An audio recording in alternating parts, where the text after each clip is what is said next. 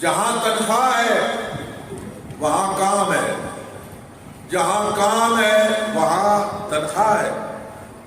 اس لیے کہ اگر اسلام لوگوں کو تنخواہ دے اور کام نہ لے تو اس کا مطلب یہ ہے کہ یہ بیکاروں کا مذہب ہے، لوگوں کو بیکار بنا رہا ہے۔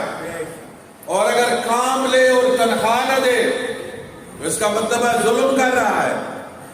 تنخواہ کو حق کہتے ہیں اور کام کو فریضہ یا ذمہ داری کہتے ہیں۔ اسلام نے ماں باپ کا اولاد پہ حق رکھا، وَبِالْوَالِدَيْنِ إِحْسَانًا، اولاد والدین کے ساتھ بھلائی کرے، وَلَا تَقُلْ لَهُمَا أُفٍّ، ان کے سامنے اف تک نہ کہے۔ اولاد ماں باپ کی اطاعت کرے، ان کی تابعداری کرے، یہ ماں باپ کا حق ہے اولاد پر، اور ماں باپ پر فرض قرار دیا کہ پہلے اولاد کی تربیت کرے، پہلے تربیت بعد میں حق۔ انبیاء کو بھیجا، پہلے جاؤ تبلیغ کرو، لوگوں کو پیغام پہنچاؤ، پیغام توحید پہنچاؤ۔ جب لوگوں تک پیغام پہنچ جائے اب انہیں کہو اطیعوا اللہ واطیعوا الرسول واولی الامر منکم، اب اللہ کی اطاعت کرو، رسول کی اطاعت کرو، اولی الامر کی اطاعت کرو۔ پہلے مکے کی گلیوں میں پتھر کھاؤ، کانٹوں پہ چلو، اپنے آپ کو زخمی کرو، تکلیفیں برداشت کرو، نازیبا کلمات سنو۔ جب اپنی ذمہ داری ادا کر لو اب لوگوں سے مطالبہ کرو وہ تمہاری حفاظت کرے۔ یعنی جہاں تمہارا حق ہے لوگوں پر کہ لوگ تمہاری اطاعت کریں، وہاں تمہارے اوپر فرض ہے کہ پیغام توحید کو لوگوں تک پہنچائیں۔ امام نبی ہر ایک کی ذمہ داری ڈالی، ماں باپ کی ذمہ داری ڈالی، پہلے ان کی تربیت کرو۔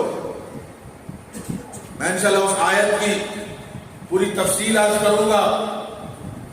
اس آیت کے آخر میں جملہ ہے قُلْ رَبِّ ارْحَمْهُمَا كَمَا رَبَّيَانِي صَغِيرًا، اے میرے پروردگار میرے والدین پہ ویسا رحم فرما جیسی انہوں نے میری تربیت کی ہے۔ یہ اولاد پر حق ہے کہ وہ ہر نماز میں والدین کے لیے دعا کریں، وہاں والدین کے لیے بھی سبق ہے، یہ والدین کے لیے بھی سبق ہے۔ خود آیت کے الفاظ دیکھیں، قُلْ رَبِّ ارْحَمْهُمَا كَمَا رَبَّيَانِي صَغِيرًا، پروردگارا میرے والدین پہ ویسا رحم فرما جیسی انہوں نے میری تربیت کی ہے۔ کائنات میں آپ کو بہترین والدین بدترین اولاد ملے گی، بدترین والدین بہترین اولاد ملے گی۔ میں دو مثالیں دیتا ہوں۔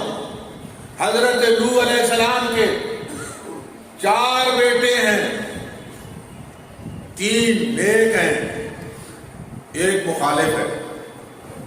تربیت سب کی کی، باپ بہترین، باپ نبی، باپ معصوم۔ وجہ کیا تھی؟ وجہ آئندہ عرض کروں گا۔ 1 بیٹے کی ماں اور تھی، 3 کی ماں اور تھی۔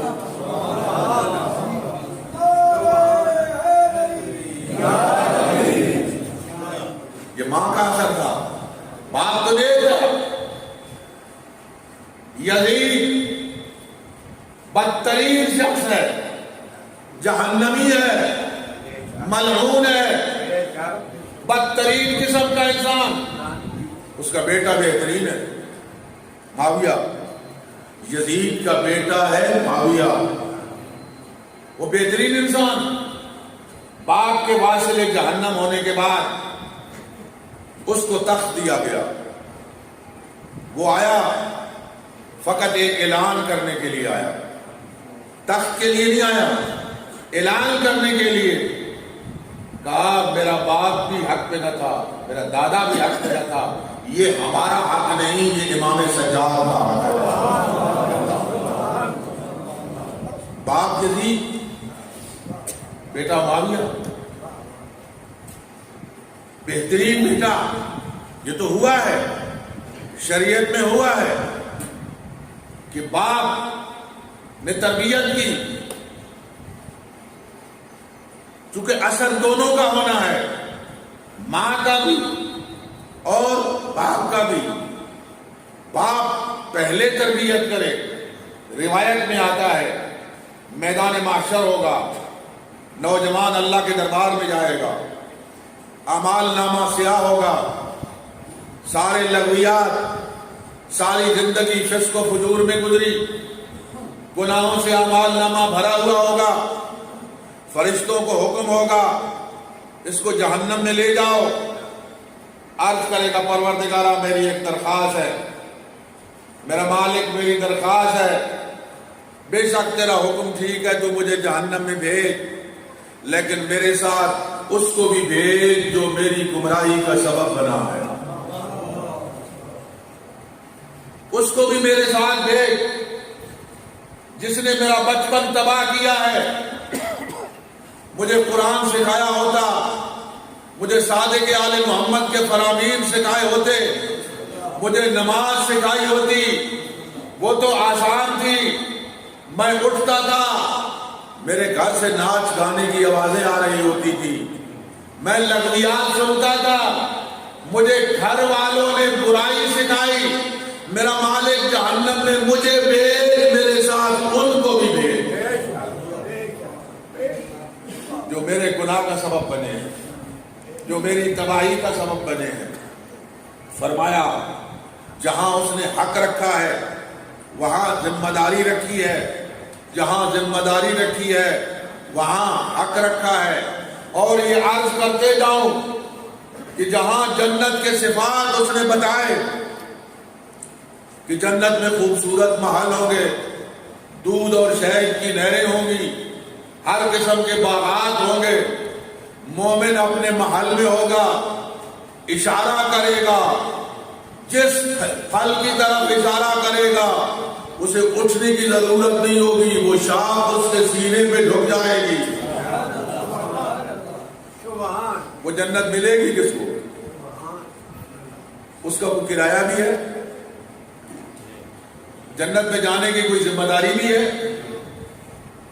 علامہ علی نقی نے ایک کتاب لکھی ہے وعدہ جنت، اس میں 92 آیات لکھی ہیں قرآن کی کہ جنت میں جانے والوں، جنت کے مشتاق حضرات، جنت میں جانے کا کرایہ قرآن کی 92 آیات میں بیان کیا گیا۔ فرمایا جنت مشروط ہے دو چیزوں سے، ایک ایمان اور دوسرا عمل صالح۔ ایمان ہوگا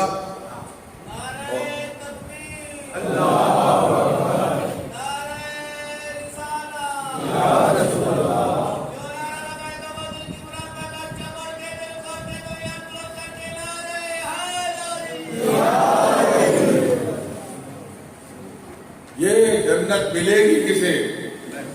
فرمایا دو کام کر کے آئے، اور مولا امیر نے بھی فرمایا ناج البلاغہ میں، ناج البلاغہ میں فرمایا، کیا فرمایا؟ شیعو میری مدد کرو۔ مولا امیر مشکل کشا فرما رہے ہیں میرے پر فتویٰ نہیں لگانا، ناج البلاغہ پڑھ لینا۔ ناج البلاغہ کے اندر حضرت کا فرمان موجود ہے، اعینونی بورع